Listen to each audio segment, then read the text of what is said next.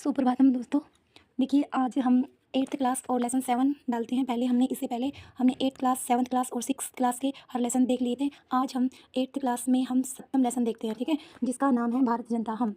प्रस्तुत कविता आधुनिक कवि कुलगुरु शिरोमणि डॉक्टर रमाकांत शुक्ल द्वारा रचित काव्य भारत जनता हम से साभार उद्गृत है। मतलब इन्होंने इसको रचा है, किसने? रमाकांत शुक्ल ने इनको लिखा है इसने। तो इसमें क्या बताया है, इसमें कहने का भावार्थ ये है कि हम जो हैं वो एक व्यक्ति नहीं बल्कि हम सभी मिलकर भारत की शक्ति हैं और हम एक साथ मिलकर भारत को आगे बढ़ा सकते हैं। केवल एक व्यक्ति का हम ये नहीं कह सकते कि केवल एक व्यक्ति से ही पूरे संसार में कुछ हो पाएगा। मतलब हम अगर इकट्ठे होकर कुछ काम करते हैं तो वो अवश्य ही सफल होता है। हमें यहाँ पर एक मत रहकर काम करने के लिए उत्साहित किया गया है। तो आइए हम उसी सीरीज़ में जो हम पहले करते थे, किसी वजह से हमने वीडियो डालना बंद कर दी थी। अब हम उसी सीरीज़ में, जैसे पहले हमने 6th की डाली थी, 7th की, और अब हम 8th 9th और 12th ऐसे पूरी डालेंगे। तो देखिए आज ये पहला लेसन देखिए जो कई दिनों के बाद डाला है। अभिमान धना विनय उपेता शालीना भारत जनता हम कुलिसादपि कठिना कुसुमादपि कुसुकुमारा भारत जनता हम। ये जो यहाँ पे कुछ लिखने का वो नहीं है, मतलब आप वैसे देखो, जो ये एस टाइप में बना हुआ है, ये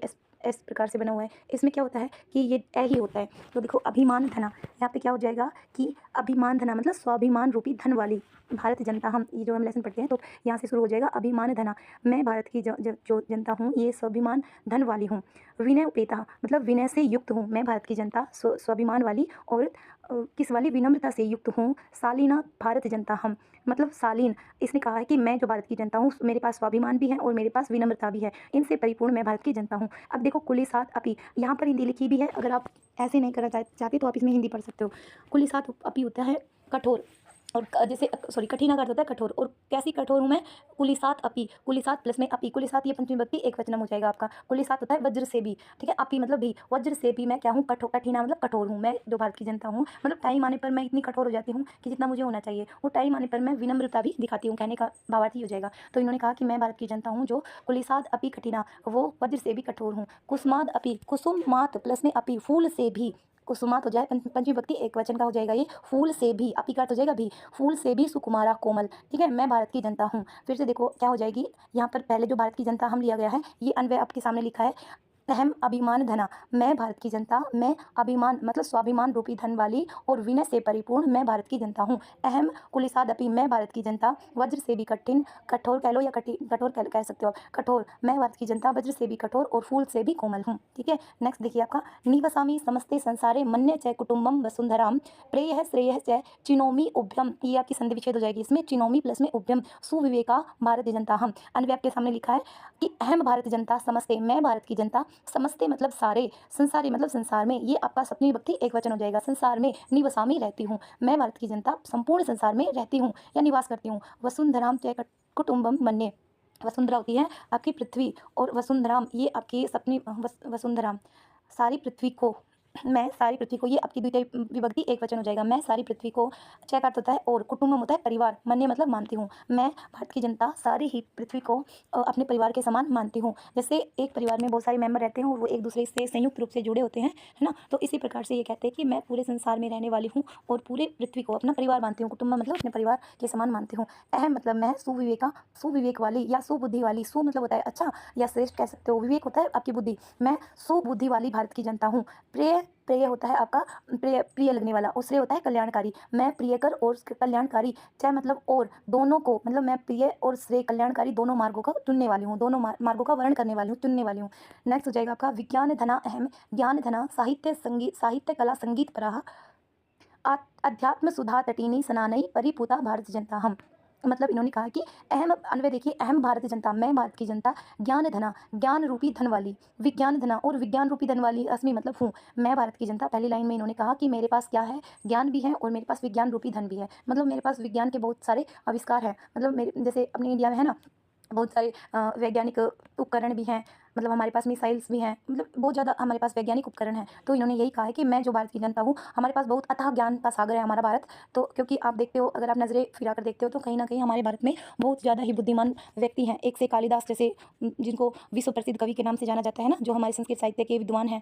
तो इस प्रकार से जो सूर्यकांत त्रिपाठी निराला हैं वो हमारे हिंदी के हैं। तो इस प्रकार से हमारे जो भारत में बहुत ही, कहने का ये भावार्थ हो जाएगा कि हमारे भारत में विद्वानों की कमी नहीं है। तो यही बात इन्होंने कही है कि मैं भारत की जनता ज्ञान रूपी धन वाली और विज्ञान रूपी चमत्कार वाली हूँ या आविष्कारों वाली हूँ। साहित्य, कला, संगीत, परा। साहित्य, कला, कलाएँ हमारी 64 प्रकार की कलाएँ हमारी उसमें बताई गई हैं वेदों में। तो साहित्य और कला, संगीत, परा, मतलब मेरे पास साहित्य का विज्ञान है, कलाओं का विज्ञान है और संगीत से भी मैं परिपूर्ण हूँ। मतलब मैं भारत की जनता, हम साहित्य को लिखना भी जानते हैं, उसको पढ़ना भी जानते हैं, कलाएँ हम करना भी जानते हैं और हम संगीत से भी परिपूर्ण हैं। विविध प्रकार के हम गीत आदि गाने में समर्थ हैं। तो यही उन्होंने कहा है कि फिर क्या आ जाएगा, हम मतलब मैं भारत की जनता अध्यात्म सुधा तटिनी। अध्यात्म होता है अध्यात्म रूपी ज्ञान, सुधा होता है अमृत और तटिनी मतलब नदी होती है। तो इन्होंने कहा है कि मैं अध्यात्म रूपी अमृतमयी नदी में स्नान करके पवित्र हुई हूँ। ठीक है, मतलब इन्होंने कहा है कि देखो ज्ञान से पवित्र होना, लेकिन इन्होंने क्या कहा है कि मैं ज्ञान, मेरे पास इतना ज्ञान है कि मेरे पास उस अध्यात्म ज्ञान रूपी अमृतमयी, मतलब मेरे पास ज्ञान की एक नदी है और उस अमृतमयी नदी में मैं स्नान करके कैसी हुई, पवित्र हूँ। ठीक है, मतलब कहने का भावार्थ ये हो जाएगा कि मेरे पास अथाह ज्ञान है और मैं उसमें बिल्कुल, मेरे पास जो ज्ञान है वो बहुत ही पवित्र है।